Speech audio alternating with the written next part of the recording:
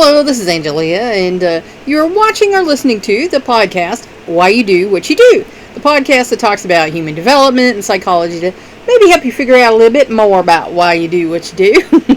I'm not used to having to have the light yet with this over light, being so bright. My husband meant well. God bless him.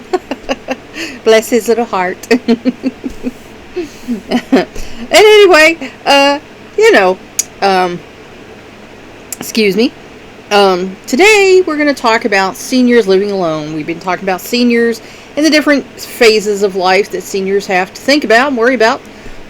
Like I said, we're all getting there, so that's something that we're going to have to think about in our future if we're not already there. So living alone, let's dig in. Because women live longer than men and are more likely to be widowed, and that's certainly not always the case. I know some widowers, so don't say but because I already know. Older women in the United States are more than twice as likely as older men to live alone. So more than twice as likely. So unfortunately, guys, women are living longer. And the chances are, statistically, that they're going to outlive you, if you're the same age. So, just be aware that can be a thing. In the Bible it talks about taking care of the widows.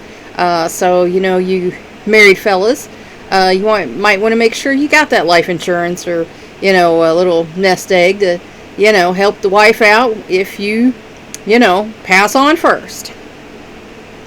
And the likelihood increases with age. So again, the older you get, the more likely it is that one of you guys are going to go first. And,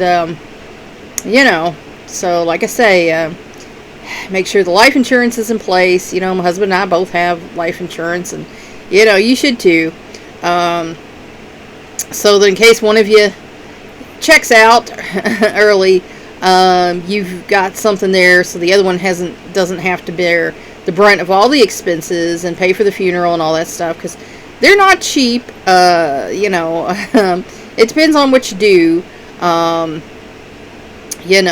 mother's funeral was over $14,000, but she wanted the limo, which was kind of done wrong. There was an uncle who'd never rode in a limo before, so he decided he was going to ride, and I felt like he should have given that seat up to my brother, but he didn't, and my brother rode with his family, so that was okay, but I felt like that was not cool.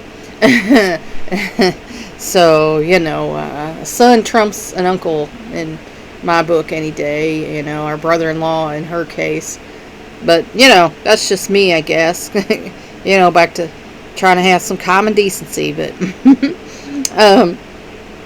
again, as you get older, the likelihood is that someone is not gonna stick around as long as both of you. One's gonna check out first, so make sure that the other one's taken care of. Make sure that it's not going to be an undue burden on them. Have the life insurance in place, have a little nest egg, have a plan, that what happens if, you go first. Among women 75 and over, almost 50% live alone. So, in that age group, almost, half the women are living alone. So, that's why we have more widows than we do widowers. We certainly do have widowers. And like I said, I know some. So, ladies, you're more than likely gonna outlive, your husband. You have 50-50 shot. So, make sure that you know what's gonna happen. Have a plan. It's not something fun to talk about or think about, but it's something that's necessary to talk about and think about, because you want to have a plan in place. We talk about disaster plans all the time for hurricanes, tornadoes, and stuff like that. There can be a disaster plan also for one of you passing away. So have a plan in place on what's going to happen if you go first, or what's going to happen if I go first. Have a plan and think about it, because it's reality and people don't like to think about it. So much reality. But facts are, in this life, nobody gets out alive. So, The picture is similar in most developed countries. Older women are more likely to live alone than older men, who usually live with spouses or with other family members. Like I say, most men live with their wife until they pass away. Sometimes, if they're a widower, they can live with one of the children. But they might not want to do that. So, again, women are more than likely going to be living alone at some point in their old age. In the Scandinavian countries, where home help services are especially common, as many as 1/4 of elderly men and 1/2 of elderly women live alone. So, see, the Scandinavian folks up there, up north, they got it going on for the old people. They've got the services covered, and, more and more old people are staying in their homes. Now, we're getting to that here. We do have home health care, we have visiting angels and all that kind of stuff. But it's not like, it needs to be. Because, like I said, my mother-in-law had someone who was coming, every week, and, that was not enough. She wasn't keeping her pills straight and everything. And then somebody was coming, like, every couple of days. When my dad got out of rehab, after he had a bad fall, they had someone coming a couple times a week for him. So, we're getting there. We're getting better. But we could use some work. And one of the number one problems is people wanting to work in this field. My father, he had a regular caregiver, and then she said, I'm leaving, I'm going somewhere else to make more money, because I'm just not making any money here, not getting enough hours. So, when she decided to leave, that's when my dad said, don't send anybody else. I don't want anybody else. And I'm doing stuff on my own now, so I don't need anybody else to come. And in my mother-in-law's case, the guy came for a few months, and he's like, okay, you're good. And, said, we don't need you anymore. But really, the insurance had timed out on that. The insurance wasn't paying for any more than the few months that they did it with her when she came home. So that played a part, and that's what, my brother-in-law and my husband were like, she has advancing dementia. She's not okay just because you gave her a memory test like every couple of weeks. She's not okay. But over here, that's how that works.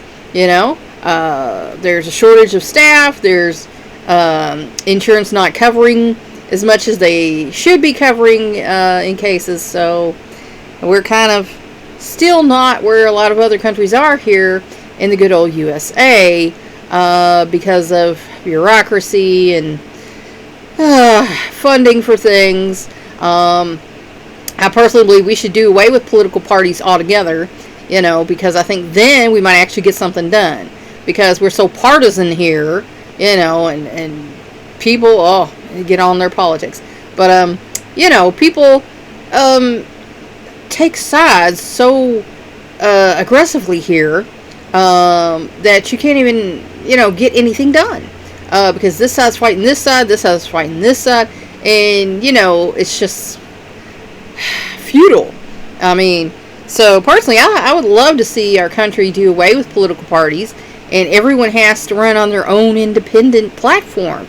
That would be great, because then you could listen to what they have to say about what they want to do, with no political party backing, and you could weed out who's the buffoons and who's the ones who actually might give a crap about this country and might want to do something for it.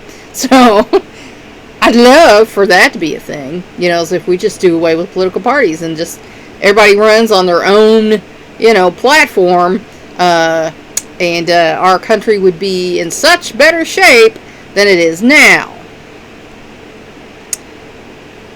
The growth of elderly single-person households may be due in part to governmental policies, increased old age benefits, reverse mortgage programs that enable people to live off their home's equity, construction of elder-friendly housing, and long-term care policies that discourage institutional living.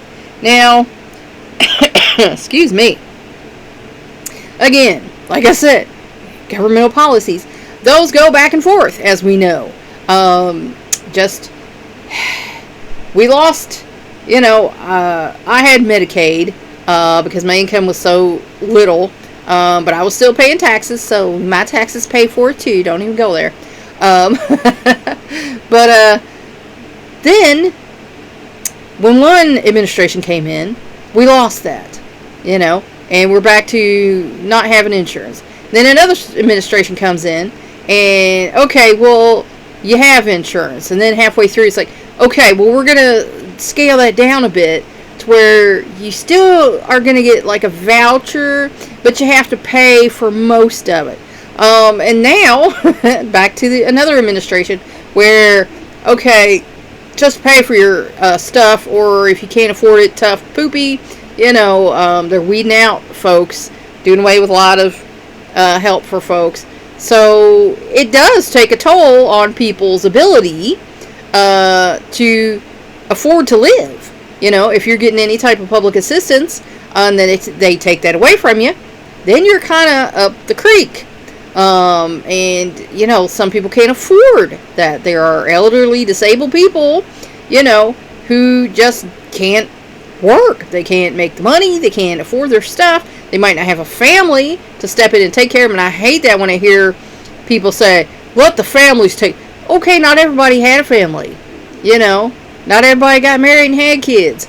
I know people like that. One of my friends is like that. She's in an assisted living facility right now. She doesn't have children, so she has no way of making money. She doesn't have any family to take care of her. So, I mean, in a country that's supposedly a Christian country, it seems like we would have programs in place to take care of, fatherless, widow, homeless, the whole thing that it says in the Bible, But yeah, these governmental policies can affect folks to the point where they become destitute, and we see older people out homeless on the streets. There was this guy, I'd say he was in his 70s, that was hanging out at the grocery store down the street from us, digging through the dumpster at night and stuff like that, begging in the parking lot. And I guarantee you, there was a reason, could have been mental health. A lot of that falls into place because we found out by talking to him that he was a, Vietnam vet. And, he got into some trouble and ended up on the streets. But he couldn't get benefits. He was trying to get help and everything. And, a lot of people were just, being mean to me. And finally I said, well, you can go down here, you can talk to these people. And he was like, can you drive me? And I'm like, I can't. I got to get back home. We're out of diapers, and that's why I'm here anyway, is getting diapers for my kid. So, I mean, you can, try to get somebody to take you down there. You can go to this church and talk to the people. Because I thought, send them to a church would help. But from what I hear, it didn't. So anyway, like I say, governmental policies can hurt people. And across the board, there are parties who think that's trimming the fat, so to speak. But if you had to meet each individual person, you might realize that that across the board is not reality. That it affects people's lives one-on-one. And, it's like I say, you're either stingy or you're altruistic, So, increased old age benefits. And like I say, most industrialized countries do have increased old age benefits. Like we have Medicare, we have Social Security. Hopefully they'll be there when my husband and I retire, because we're counting on them being there, because we both never earned a lot of money. we're down on the low end of the middle class. We made it out of the poverty level. We lived in poverty level for years and years, and we finally made it out of the poverty level. But we're not able to support ourselves once he has to quit working, and that's coming soon. So there, but for the grace of God go we. If they do away with these things, we'll be on the street. So these benefits are helpful to our older citizens.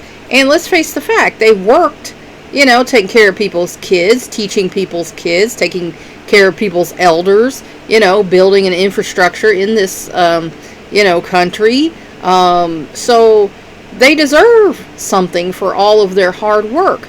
And it shouldn't be just their pay they got, because let's face the facts. Like I said, anybody who's making less than, I would probably put it into the 500, 600,000s nowadays, because everything's gone up so high, is probably not saving enough money to take care of themselves when they get old. So, these programs are something that is a necessity in countries, that are industrialized or civilized, whatever you want to call it. Reverse mortgage programs that enable people to live with their home's equity. I had an aunt that she talked to her kids about it. Her husband had passed away, and none of them wanted her house, and so she decided she'd do a reverse mortgage. That way she got paid every month. Got some money coming in. And that worked out for her. She unfortunately ended up in a nursing home, but that also helped, to pay for that. So, you do what you can. And these programs are in place to help people. And I'm sure we've all seen the Tom Selleck commercials. my mother was in love with Tom Selleck. But, there are ways like that to help you out. Older folks sometimes, especially if you're a widow and you don't have a lot coming in, you might need to look at the reverse mortgage thing. That's why they're there. And I think, most people understand that means they get your house after you pass on. That's just, common sense right there. So, if you talk to your kids and they want like your house or whatever, then maybe they can buy it from you. Or, what's going on there. Some people can move in and, stay with you and then get the house when you pass. Or, like I said, if that's what you need to do, then that's what you need to do. So, you're taking care of yourself comes first. And elderly friendly housing. Like I said, there's a 55 and over community down the road from where we live. There's another one out by where my dad lives. They're becoming a more commonplace thing. There's one out close to where my mother-in-law's place is right now. That her mother, they had actually put her mother in it, and it was an apartment. And they had like a graduated thing where they started out on their own, living in their own apartment. And it was nice. And then as you got worse, you went over here to the assisted living, to the nursing home, and then, she ended up in hospice there at last. But more and more of those are cropping up, and that's something to think about. As if you want to be in a community where there are people your age and have similar things going on, and you don't have the expense or upkeep of a house.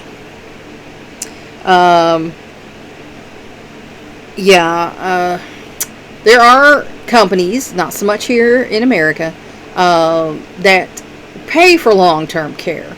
It's like insurance, and riders and things like that. But like I say, here, not so much. I think Medicare is paying a portion of what's going on at the assisted living place, but certainly not all of it. So, and that's only because she has all the parts, A, B, C, and D. I don't think just A and B even covers that. Um, so, these things are to help keep people out of institutions, because we all know they're overwhelmed, they're understaffed, and it's just not a good living condition for older folks to be in if they're in one that's like that. I know I used to work at one for 2 years, and we were understaffed, and most days we were overwhelmed because there was more going on than we could keep up with, and by the time my shift would end, I had done all I could, and I would write down what still needed to be done. And of course, our second shift would always complain that we didn't get enough done, and then third shift would complain the second shift didn't get enough done. So, it just kept on going. Life is like that, as we know on our days. Stuff runs into the next day sometimes, and, you just do the best you can, but that's not a good situation for people to be living in. About 4 out of 5 older Americans who live alone are widowed, and almost half have no children or none living nearby. So, again, if you did not have children, then of course you don't have children to take care of you. We've been having a discussion lately. We have a aunt and uncle left who are, closer to my age than they are my father's age. And we're having discussions now, what's going to happen, because I have an uncle 8 years older than me and an aunt 10 years older than me. What's going to happen there? Now, my children have said, they're willing to, because they, most of them want to stay here. They don't have plans on moving. One's already kind of moved out of the county, but he's nearby. They've all said they're okay with checking on them, talking to them, whatever, needs doing. I'll probably be moving away. My husband and I own land down in another county, so we're probably going to be moving away. So I won't be here. I can still pick up a phone and call my uncle, say, hey, what's ever going on and stuff like that. My aunt I'm not very close with because of water under the bridge there.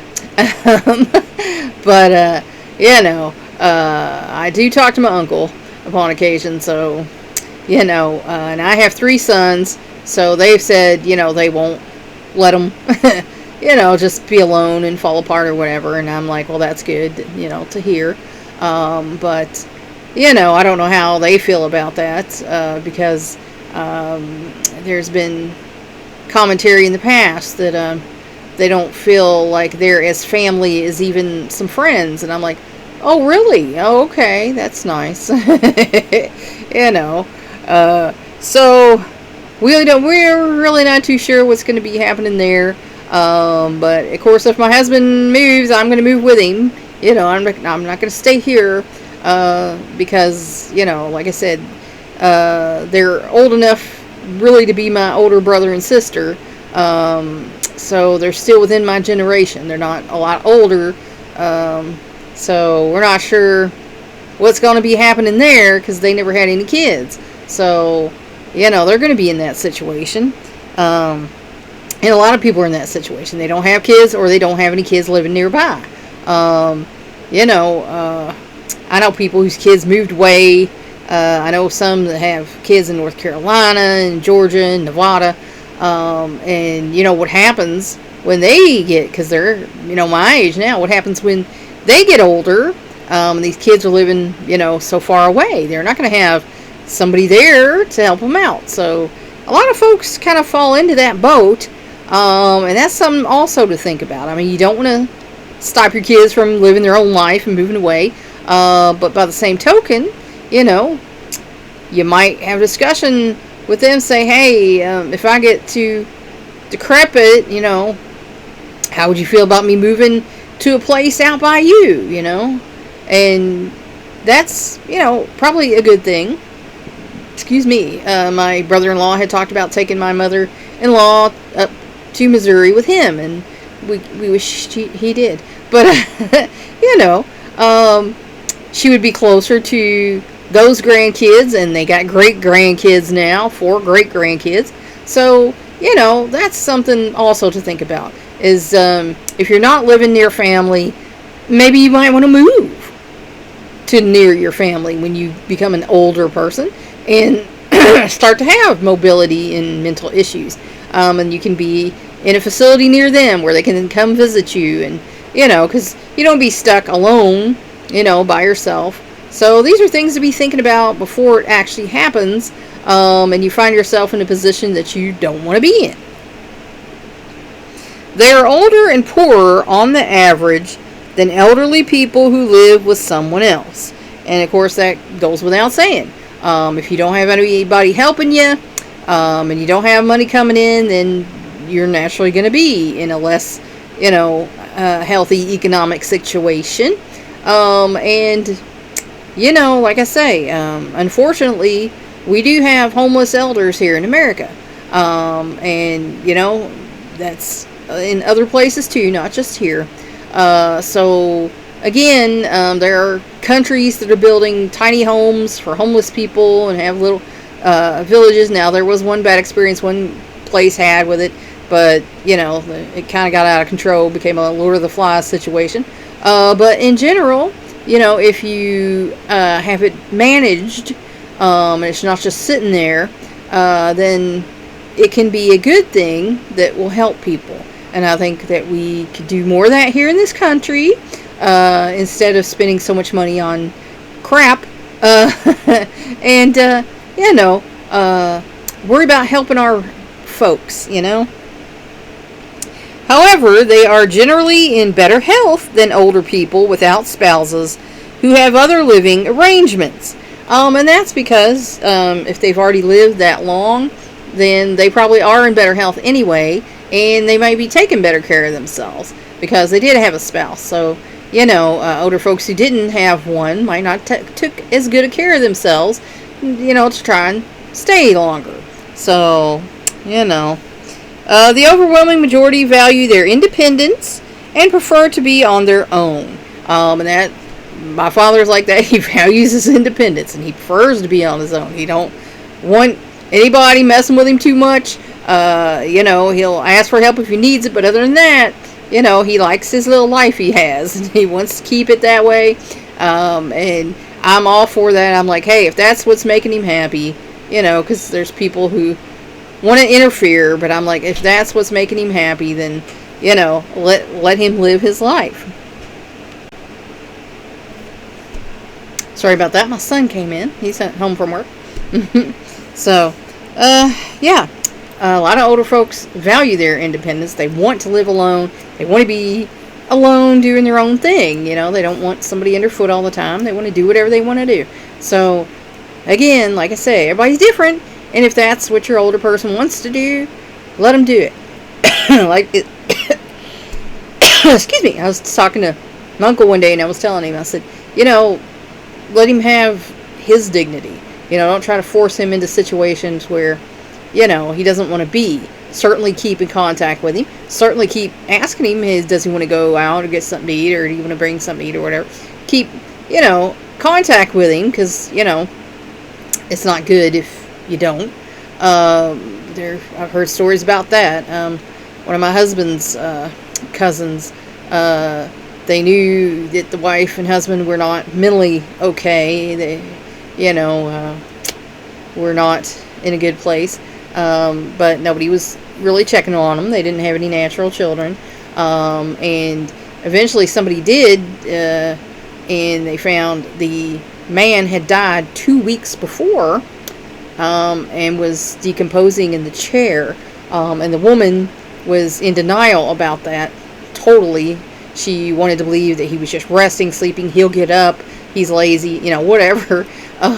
And so anyway, they ended up putting her away because, she was not okay mentally, in a place where she could even deal with that. So,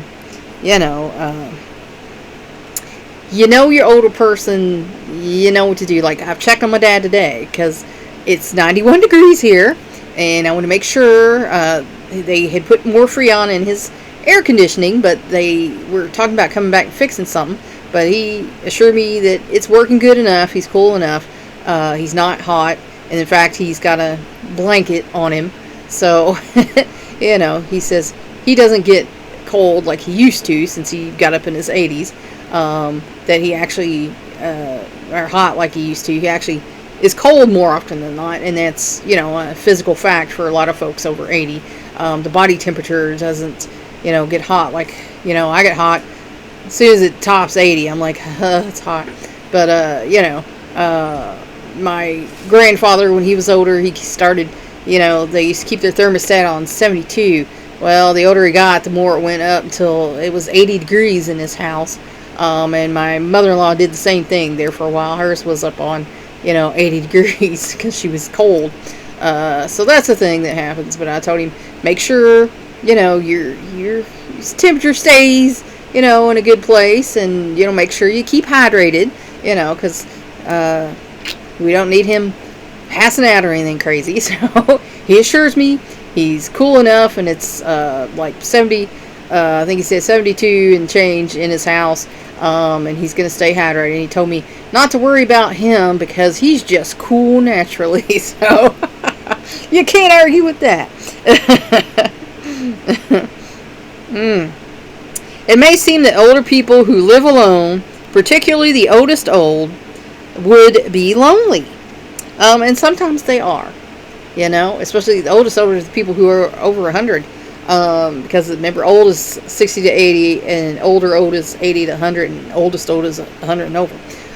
But some people like doing things on their own. Again, it goes back to how they were to begin with. If you're a loner, you're still going to want to be alone. If you're a social butterfly, you're still going to want to hang out with folks. So, again, we should all be allowed to age our own unique way to keep our happiest life. However, other factors such as personality, like I just said, cognitive abilities. Now, like I said, some folks, they start to lose those. They can't think for themselves. They don't make wise decisions for themselves and others. Their common sense goes. So sometimes you gotta step in and help them out a little bit, or put them somewhere where they're safe. When their abilities start to slip. Physical health, again, if you can't take care of yourself physically and you can't stay up on your feet walking through your house, or you won't, stay in a wheelchair and fall going from the chair to the toilet or whatever, you need somebody to help you. You need to be somewhere where there's somebody there 24/7 for you to help you physically. And, like I said, we all have to live with that reality that maybe someday we'll be in a position where we have to go into assisted living. It's not what anybody really wants. Like I said, maybe some people do. Maybe we will someday. I don't know. Like I said, my mother-in-law's home's pretty nice. Me and my husband was like, hey, this is nice. We can live here. Got a little courtyard. Got a little walking, trail outside around the place. Somebody fixes your meals for you. Somebody does all the cleaning for you. You got activities 3 times a day. Not so bad. A depleted social network may play a more significant role in vulnerability to loneliness. And a lot of people end up in that situation. So I remember my grandma, one time she was looking at the paper talking about somebody had passed away, and she's like, all my friends are dying. All the people I knew are dying, and I felt sorry for her. But, like I say, once you start getting older, that's just a fact of life. And older people, once their family members, have all passed that were before them and their age, they're going to feel really lonely, like they're the last one left, of their generation. I have a great aunt that's in that position now because all the other great aunts and uncles are gone. She's the only one left. And I talked to her on the phone one day about our situation with our farm. And that's what she was saying. She said, I'm the only one left of this generation. And, I would like things to be settled and taken care of so that, I don't have to worry about anything. And, I can tell that, she's lonely. But that happens to a lot of folks, and we've lost, just in my class, there's a handful of people that I graduated with who we've lost now. I lost two friends in this past year. So it's, sobering to realize that someday you might be the only person left in your original circle.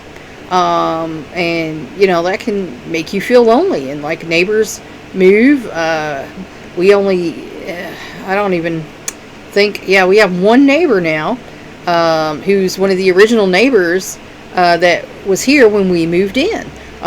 The old lady's passed away across the street. The old man passed away across the street. The people who were there moved out. We have one original neighbor who was a good neighbor.